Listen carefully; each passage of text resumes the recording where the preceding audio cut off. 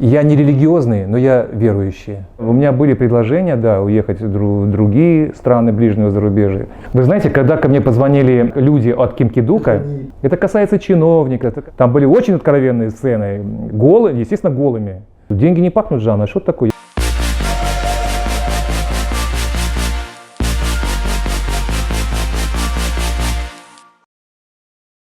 Я, скажем так, я не религиозный, но я верующий. Я верю в ту жизнь. Вы знаете, сейчас, к сожалению, очень много верующих, которые как бы так вот... Великий советский режиссер, на сегодняшний день российский режиссер, к сожалению, уже ушедший недавно, Станислав Говорухин, говорил, верующих стало много, ну, которые ходят в церковь, в мечеть, да, а живущих по вере и по чести мало. То есть, вы знаете, я за свою кинематографическую жизнь где-то в 3 или 4 картинах меня убивали. В смысле, я умирал, меня убивали. Я не суеверный в этом. Ну, все актеры суеверные. Ну, не знаю, ну, 90% они суеверные. Я суеверный человек. Когда мне перебегает дорогу кошка, я хватаю за пуговицы, плюю через левое плечо. Я, опять же, как в каком-то фильме говорю, я иногда бывает, суеверия такие маленькие бывают. Я сейчас еду, там, если сейчас вот откроется дверь и зайдет, например, он, то будет так. А если вот откроется дверь, зайдет там другой человек, то будет так вот. Я начинаю смотреть, потом, да, фу, слава богу. И если я еду так за рулем, так, если проедет сейчас 5 машин красных, то все будет хорошо. А если не проедет 5 машин, например, до той остановки, до того перекрестка, еду так, человек, раз, так смотрю, 2, там 3, а там уже осталось немножко, я думаю, ну где бы еще, там вижу оранжевый, тоже красный. Такое и есть. Я вот суеверный в этом отношении, суеверный. Талисман такой в физическом смысле такой? Нет, я раньше носил тумар, да, тумар у меня был, я носил его много-много лет. Потом как-то он стерся, как-то так оборвалась нитка, и я перестал его носить. А так талисманы есть, у меня есть, я вожу с собой маечки своих внучек. Ну вот майки есть же, вот обычная майка, вот, когда им было годик, там маечка такая детская, девочек. Я вот с собой, когда вот уезжаю в командировки, я все время с собой беру их, заворачиваю до красок, положил в чемодан и в гостинице, и везде, куда они со мной, где только не были. Вот сейчас в последнее время они со мной были и в Америке, и в Африке, и в Корее. И где только не были. Это может быть для меня талисманы моих девочек. Я патриот своей страны, своего государства. Иначе бы я давно бы куда-нибудь уже уехал, честно говоря. У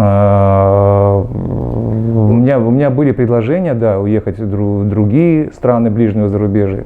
И когда-то мне тоже мои знакомые, не то что мои знакомые, мои родственники, которые находились в другой стране, они предлагали мне, давай здесь, и как-то у нас есть хорошие знакомые. Это в Европе, да, будешь работать, ну, скажем так, не намного чаще, чем в Алма-Ате, но будешь работать и получать деньги, какие-то более достойные деньги, в смысле, которые можно будет получить, так, ну, скажем так, где-то в Европе. Когда я в 88 году снимался в Перми, в японской картине, то есть Гото, режиссер, компания Toei Company Ltd, фильм назывался «Под северным сиянием», где играл Никита Михалков, Болтнев играл, многие актеры советского кино. Я играл там небольшую роль, и вот эта история того. И дело в том, что почему меня на эту роль нашли, они просмотрели, они наткнулись на меня, тогда был в Советском Союзе был журнал «Советский экран». И на одном из журналов я был на обложке со своими коллегами, на обложке журнала «Советский экран». У меня, кстати, журнал этот дома, кажется, сохранился еще. Они знали, что есть такой киностудия. У нас раньше была такая база единая, все актеры советского кино. И когда они рассматривали фотографию мою, они прям удивились, потому что они увидели меня вначале в советском экране, случайно, в кабинете у директора. А потом говорят, вы знаете, вот этот актер, он очень похож на нашего главного героя, которого мы позиционируем в этом фильме. Говорит, вот такой актер нам нужен. Они говорят, хорошо, сейчас это киностудия «Казахфильм». Тут же нашли меня, тут же со мной созвонились, вызвали на киностудию, в смысле, Мосфильме прилетел. И режиссер, по-моему, удивился, и подвели мне этого актера, японского актера, который был старше меня. Нужно было сходство, потому что в итоге моя жена, ее играла Марина Зудина, известная советская актриса, она играла мою жену.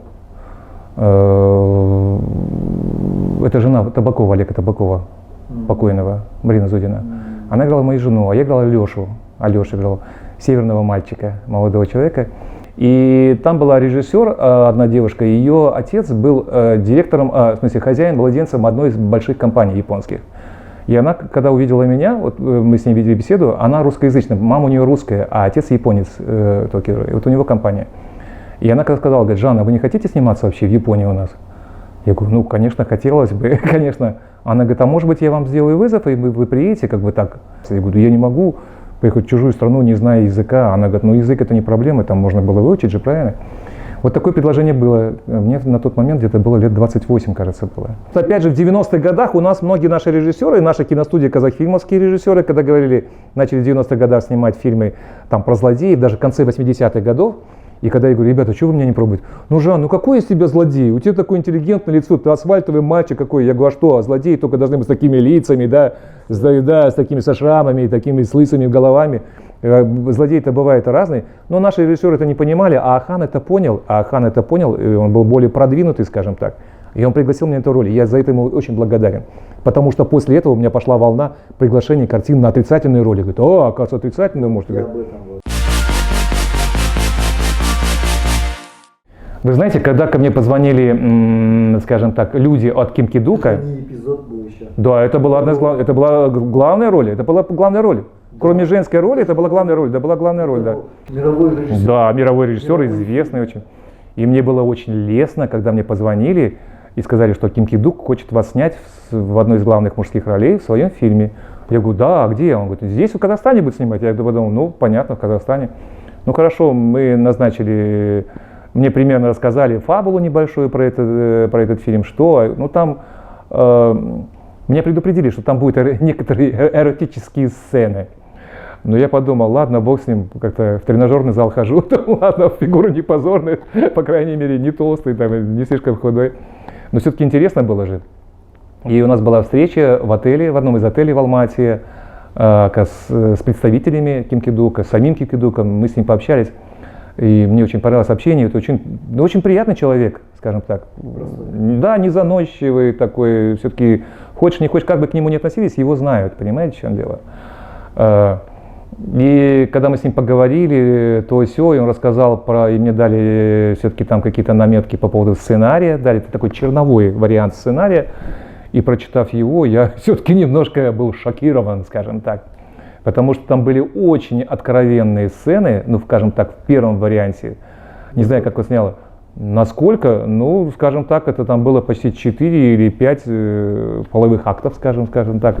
И не таких, не миссионерской поэзии, а таких очень разнообразных, скажем, там, где-то в машине, где-то так, да. И нет, поэтому... голыми или как? Конечно, голыми. Там не то, что голыми. Голыми сейчас, посмотрите, российское кино, где голые. Там были очень откровенные сцены, голые, естественно, голыми.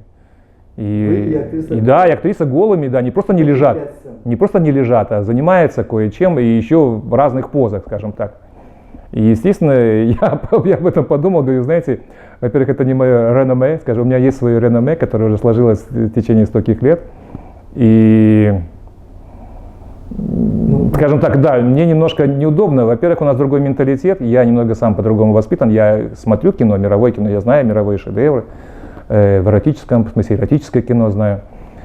Все мы взрослые люди, да, но в конце концов я сказал, что я не хочу, знаете, я сказал ему так: я за столько лет как-то составил о себе мнение. Люди меня знают, я человек, который имеет звание, который имеет какие-то государственные награды, да, сложившееся какое-то реноме мое существует, да, и для меня, говорю, я не смогу на это пойти, наверное, потому что слишком откровенный, ну, скажем так, слишком откровенный.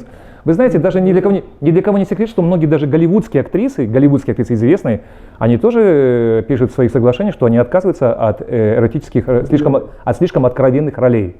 А здесь были не то, что здесь были очень откровенные сцены, и я сказал, что как бы, ну, это мне претит немножко, по воспитанию, скажем так, по менталитету. Ну, мы же творческие люди. Ну, понимаете, но не все же творческие люди все-таки могут перейти какую-то черту, какую-то грань, скажем так,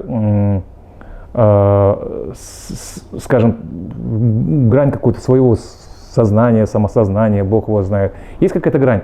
у человека должна быть какая-то грань. Но вот я не мог эту грань перейти, хотя вот он мне сказал, говорит, нет, хорошо, мы сделаем эти такие сцены, сделаем немного завуалируем их, немножко так прикроем, чтобы они были более так, удобные для просмотра в Казахстане у вас. Я говорю, хорошо, в Казахстане будут более удобные. Но если YouTube, значит на мировой вы будете отправлять полную версию, да? Он говорит, ну да. Я говорю, да. Но если YouTube, человек посмотрит это каждый и скажет, ой, я таю на унике. И я где-то буквально за неделю до съемки, ну там все было очень быстро. И сказать, что съемки, скажем, начнутся уже через неделю. Через неделю я все-таки подумал, потому что уже назначили были съемки, сколько съемочных дней, обговорили зарплату. Зарплата, кстати, небольшая была, потому что он снимал здесь. А Ким Ки-дук работает, оказывается, так, я же даже об этом не знал.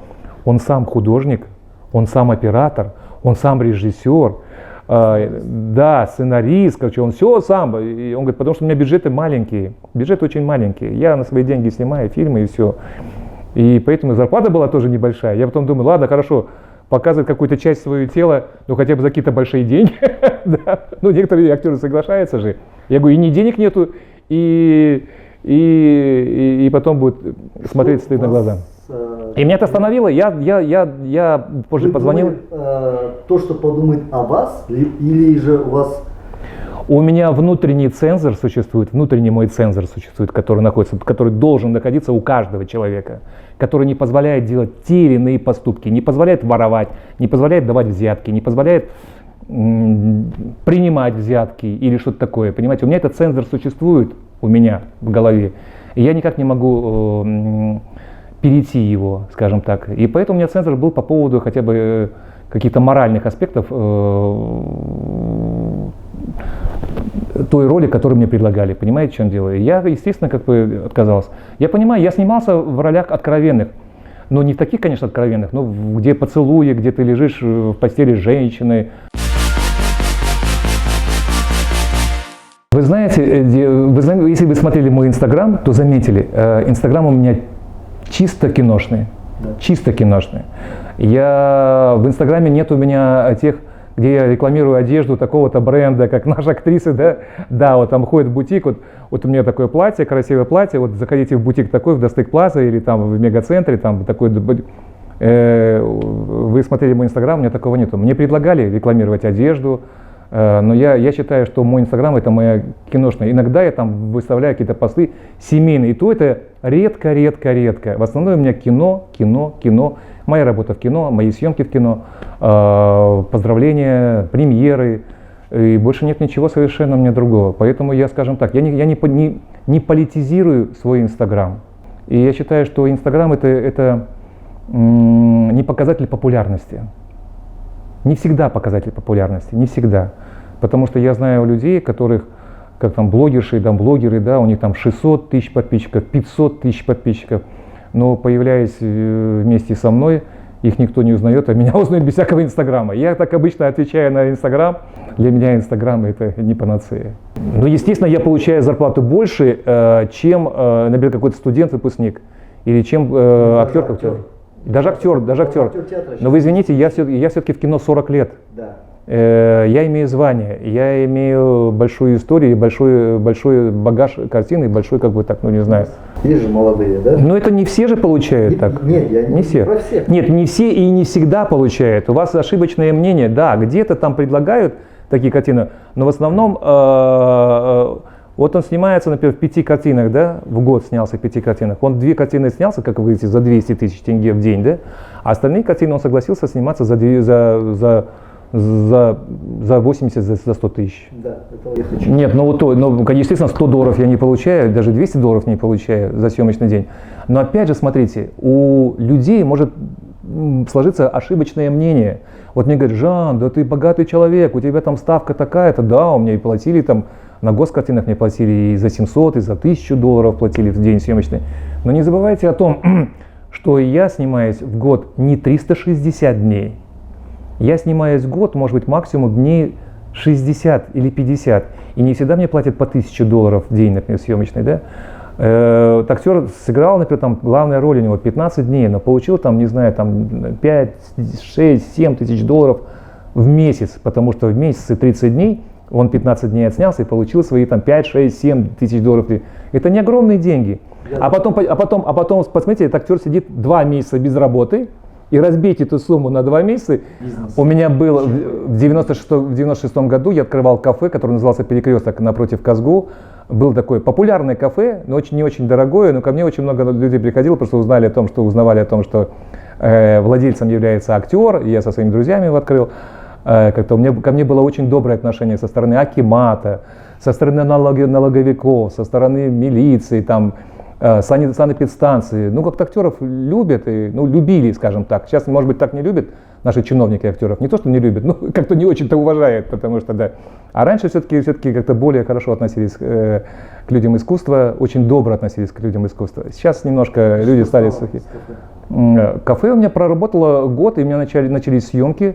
В каком-то фильме. Я его бросил. Прошел сезон, у меня было летнее кафе, я его открыл в мае месяце и проработал по октябрь месяц. И начались у меня съемки. И хотя, опять же, в смысле, с акиматом мне предлагали, говорили, Жан, говорит, у вас хорошо пошло, у вас очень много народу, это все-таки ваш бизнес, давайте как-то вы, может быть, как-то стационарный построить. Сейчас же вот многие, 90-е годы же были, сейчас же многие уже открывают кафе, рестораны. Но я немного сглупил. Все-таки это, опять же, говорит о том, что кино для меня было на первом месте.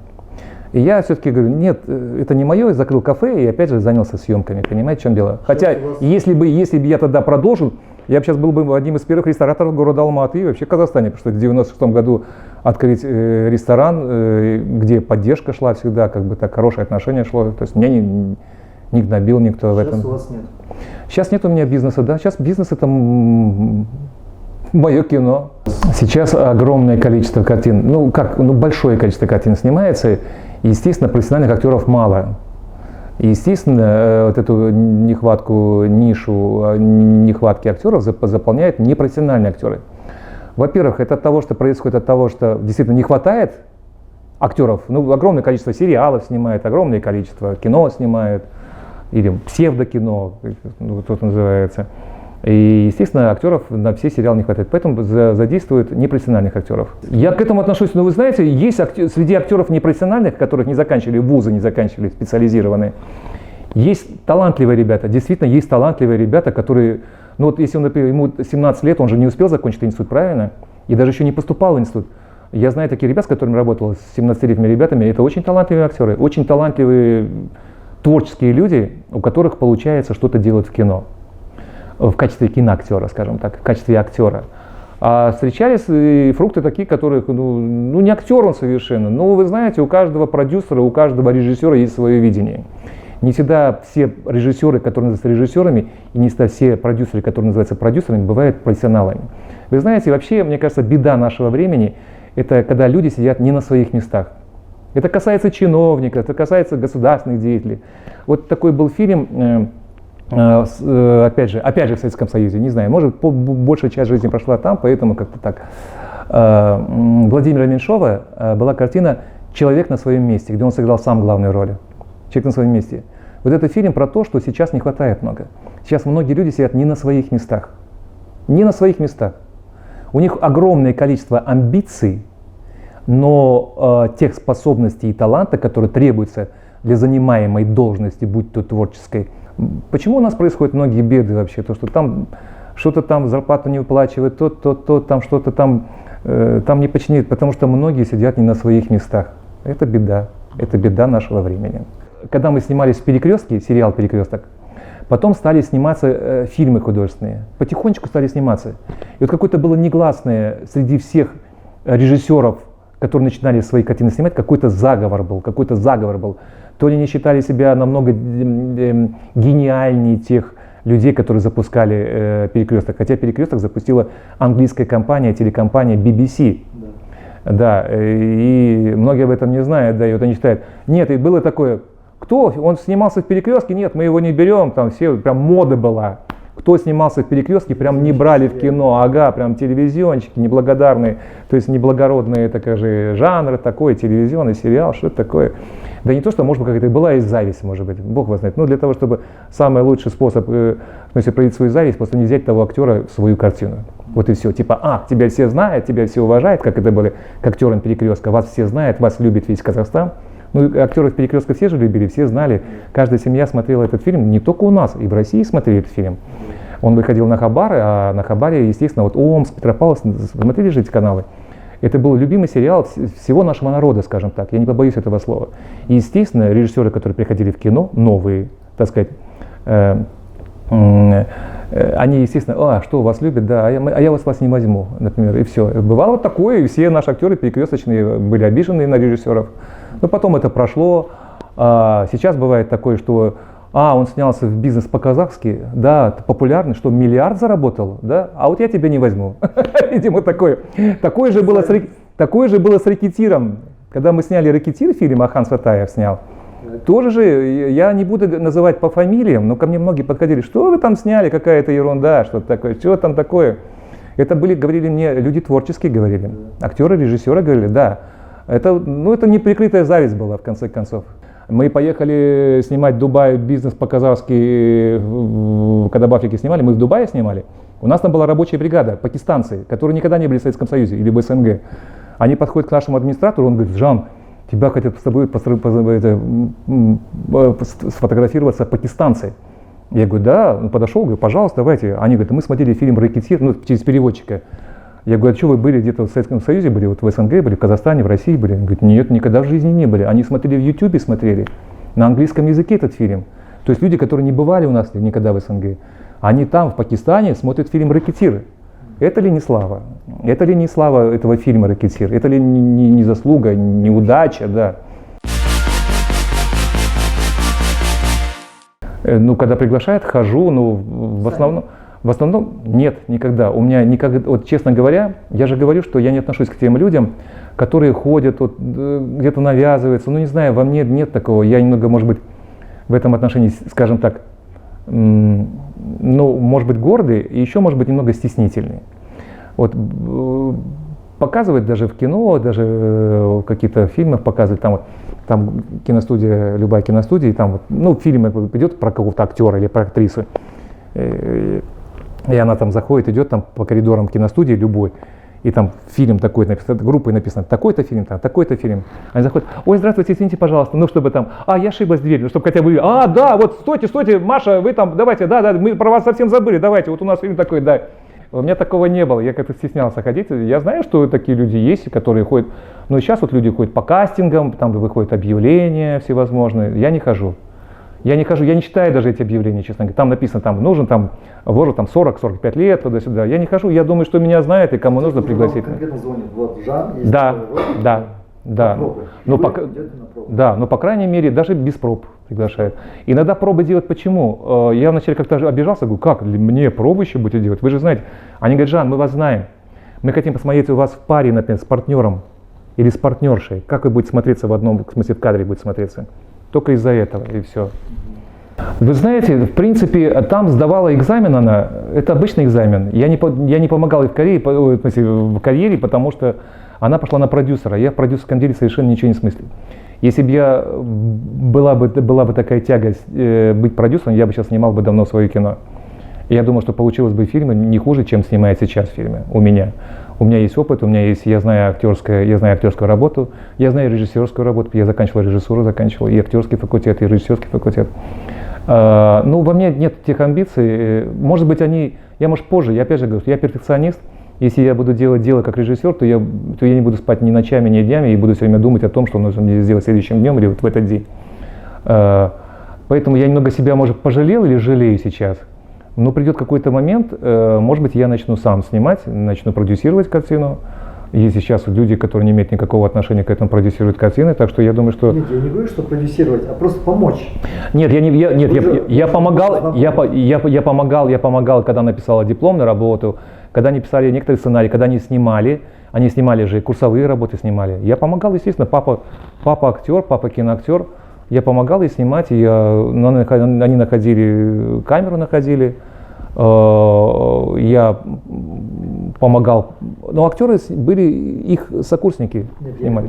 А где-то по режиссуре я помогал, давай так сделаем, давай так сделаем. Но это было не часто совершенно, а остальное я никакого отношения не имею. Вы знаете, есть люди, есть родители, которые прям вот пестуют ребенка своего, они прям вот без него. Нет, я в этом отношении какой-то, скажем так, я слишком рано стал папой, я стал в 20 лет папой. И поэтому как-то вот это вот, у меня вот этого не было, что ли. Я даже не помню, когда они у меня были. Я помню, так вот они были маленькими, но я все время находился в командировках. Я по 2-3 месяца. Раньше кино снимали по 2-3 месяца, поэтому я уезжал на 2-3 месяца из дома. И меня чаще не было дома, нежели я когда был дома. Поэтому я так немножко не помню, как они. И я как-то не привык как-то их так вот, скажем так, их над ними шефствовать. Участвовать? Участвовать. Я сказал, что я когда учился в институте, я помогал делать некоторые курсовые работы в качестве актера, в качестве режиссера я помогал, да. Ну, а какой папа бы актер не помог бы своей дочери, которая учится у тебя в театральном вузе? Сейчас так что вот сейчас вот надо ей поставили срок до 20 января родить. И вот поэтому мы сейчас сидим так вот. Желаем удачи. Да, спасибо большое, да. И тоже там девочка должна быть. Да. Уже 4-я девочка. Уже 4-я девочка. У нее дочка уже есть, у моей старшей дочери 2 дочери. И вот Раминка ждет еще одну дочь. Это будет 4-я. То есть у меня 2 дочери, и сейчас, когда я холостая, будет 4 внучки еще. Чтобы я изменил в своей жизни, я опять же об этом писал, я, может быть, даже так полушутя говорил о том, что когда было время, даже вот лет 5-8 тому назад, когда было сложно материально, скажем так, то, конечно, я так и думал, дурак я дурак, вот нужно было пойти мне туда, вот в это дело, и я бы в то время бы какой-то кусок себе оторвал бы, и, может быть, был бы сейчас уже, Бог его знает, или, может быть, сейчас я был бы чиновником, очень большим чиновником был бы, по крайней мере, не был бы актером, который перебивается с зарплаты на зарплату. Как-то я был чисто актер. И когда мне предлагали, Жан, говорит, давай, ты вот как популярен, давай, ты веди, там вот, у меня же есть знакомые мои актеры, которые тамадят, там, я не люблю слово тамада, я люблю слово ведущие. Я, кстати, вел концерты, но вот никогда не вел эти всевозможные корпоративы, свадьбы, там эти юбилеи всевозможные. То они говорят, деньги не пахнут, Жан, а что такое? Я говорю, понимаешь, чем я не люблю, потому что там люди выпьют, начинают понебратничать, так вот, там, ой, жакет, туда-сюда. Но потом как-то я перешел в эту грань, согласился и посмотрел, что ко мне нормальные отношения, что как бы, ну, редко-редко кто-то подходит, там начинает похлапывать туда-сюда, там это как же. То есть вы не хотели бы ничего изменить или как, не жалеете? Ну нет, я не хотел бы, нет, вы знаете, я может быть хотел что-то изменить, я может быть в 90-х годах нужно было все-таки заняться коммерцией параллельно. Сейчас же вот многие и режиссеры, и актеры владеют ресторанами, ну не многие, но кто-то сейчас открывает ресторанчики. В России, кстати, давно уже многие актеры подкрывали все рестораны, но там другие зарплаты, там другие заработные платы, поэтому у них была возможность. У наших актеров такой возможности нет, у киноактеров. Театральных тем более нет такой возможности. Но, может быть, в 90-х годах, да, я занимался некоторой коммерцией, нужно было все-таки это не оставлять дело, а нужно было заняться этим. И параллельно сейчас, может быть, я снимался бы в кино, и у меня был бы свой бизнес, хотя, в принципе, ничего не поздно, но сейчас, может быть, немного сложнее, ниши все заняты, сейчас уже трудно как-то вот войти, люди уже там уже поимели опыт, и как-то вот в какую-то область зайти сложновато, нежели в 90-х годах. В 90-х годах ни для кого не секрет, у кого-то получилось, а кто-то лежит в земле сырой уже давно. Кто ваш друг? У меня есть друг, с которым я дружу уже почти 40 лет. Да, он не киноактер, но он тоже заканчивает театральный институт, это Амир Исмаилов, это сын тоже нашего известного народного артиста Тагильда Исмаилова. Мы же вместе учились в театральном институте, у меня был друг тоже мой, Саги Ашимов, к сожалению, его нет уже, да, сына Санали Ашимова. Мы вместе учились, однокурсники были, друзья были. И вот как так вот, друзья, с которыми я общаюсь, друзья ведь не те, с которыми ты общаешься каждый день. Мы с ним сейчас редко видим, сейчас немножко выехал за город, живет подальше от центра. И поэтому как-то мы с ним редко видимся, но мы с ним разговариваем по телефону, сейчас есть WhatsApp. В творчестве вообще друзей не бывает, в творчестве, скажу честно, почти не бывает. Среди актеров мало, и среди актрис мало подруг. Конечно, мы же все живые люди. Если актрисы одного плана и одного возрастной категории, и вдруг они проходят кинопробы, и одно утверждает, а другое не утверждает, и так бывает постоянно, одну утверждает, другую не утверждает, вы что думаете, у них там такие очень добрые такие дружеские отношения, ну, все это фикция, честно говоря. Это есть просто как хорошая мина при плохой игре. Все улыбаются друг другу, все говорят лестные слова, но я немножко не верю, не я один, многие актеры не верят в дружбу среди актеров. Вот я, например, дружу с теми людьми, которые, например, ну, совершенно разные по фактуре от меня, вот как-то так вот. Ну да, мы друг другу не завидуем, да, и мы друг другу конкуренции не составляем. Да, он пробуется там на одни роли, я пробуюсь на другие роли. У нас нормальные, хорошие отношения, да. Снимаюсь, в коротких, если пригласят, снимаюсь. Я даже, мало того, я помогал ребятам и сниматься в дипломных работах, бесплатно снимался за обед. Так, да, говорю, мы зато вас покормим. Я говорю, хорошо, ладно, согласен. Снимался так у ребят. Но не у всех, конечно же. Естественно, пойдет там вся наша театральная академия, скажет, давайте сниматься у нас бесплатно. Я говорю, ребята, мне же нужно жить. На сценарий смотрю обязательно. Если по телефону со мной связаться, я говорю, ребята, о чем? Что за фильм такой? Хотя бы так расскажи мне. Ну, это история такая-то, это вот комедия, или это драма. А потом, естественно, я говорю, пришлите, пожалуйста, мне сценарий, я почитаю. Если я вижу, что заведомо вот такой глупая писанина какая-то, чтиво, как грубо говоря, да, тогда, конечно, мне неохота сниматься. Я потом сразу нахожу. И то я опять же, я очень тактичный по себе человек, я очень тактичный, я не бестактный человек. Я тактичный человек, я считаю себя тактичным человеком, и поэтому я не могу говорить, вы знаете, это такой тупой сценарий, я не хочу сниматься у вас. Я нахожу какую-то кучу предлогов. Вы знаете, я в этот момент буду занят, я, к сожалению, уезжаю туда-сюда, и я такой тактично, чтобы человека не обидеть, я говорю нет. Вот у меня были такие случаи, когда я снимался у молодых режиссеров, скажем так, у молодого режиссера, и который говорит, вот, Жан, а вот, ну, почитал сценарий, вот начинается там какая-то сцена, да? Я говорю, хорошо, а как ты хочешь, чтобы я ее сыграл? Что там, вот, хотя бы первые сцены идут, когда вот такое начало идет завязка. Ну, вот, как вы видите? Я говорю, ну, я вижу так. Он говорит, ну, так и сделайте. Я говорю, хорошо, но это же ты, это твое полотно, ты художник своего полотна, не я. Ты меня пригласил, и ты делай из меня то, что ты хочешь. А я буду с тобой спорить, получится правильно это или неправильно. Он говорит, ну попробуйте сделать так. Я говорю, хорошо, но я покажу свое видение. Я делаю эту роль так, как я вижу ее. Со стороны-то лучше видно. И он мне говорит, да, вот это хорошо. Я говорю, а что, больше что-то может другое? Нет, вот это то, что вы сделали, хорошо. Я говорю, а может давай все-таки вот так вот сделаем? Ну не знаю, ну попробуйте так. Но я немного сделаю другое, интонационно другое, так, по мизансцене другое, да? Он говорит, ну вот это тоже хорошо. Я говорю, так что, то или то делать? Все это? Ну, я не знаю, а как вам кажется? Я говорю, как тебе кажется, что мне делать? Вот я люблю, когда с режиссером разговариваешь на равных, и когда он тебе объясняет задачу и говорит, давай так сделаем, а как ты думаешь? Вот он его говорит такое, вот мы так вот общаемся с Аханом Сатаевым, опять же. Нет, я хочу так. Это режиссер-диктаторы, Мне ничего не нужно сделать. Это другая крайность. У меня такие режиссеры были, которые кричали, орали, когда я еще был юным мальчиком. Когда орали, кричали, я тоже давал ответку в конце концов, но в конце концов потом мы мирились. Но есть такие актеры, это режиссеры-диктаторы, которые не принимают совершенно ничье мнение, только свое мнение и как все. Да. Да. Если я чувствую, что это тот режиссер, который знает, чего он хочет конкретно, и когда я вижу, что это заведомо не какое-то не позорное осмысление роли его головы, да, не позорная трактовка роли, какая-то, ну не сумасшедшая какая-то трактовка роли его, да, то я принимаю его задачу и делаю так настолько, насколько он хочет, да. Ну, какие-то маленькие нюансы во взгляде, все-таки оставляю свое. Не ссоритесь? Нет, я стараюсь. Я вообще человек, скажем так, не конфликтный. Я стараюсь нормально держать отношения со всеми людьми. Я как Микоян, как политик Микоян, который жил и при Сталине, был и при Брежневе, и при Хрущеве, да? Все, спасибо. Да не за что. Дали интервью. Спасибо большое, что вы тоже взяли у меня интервью.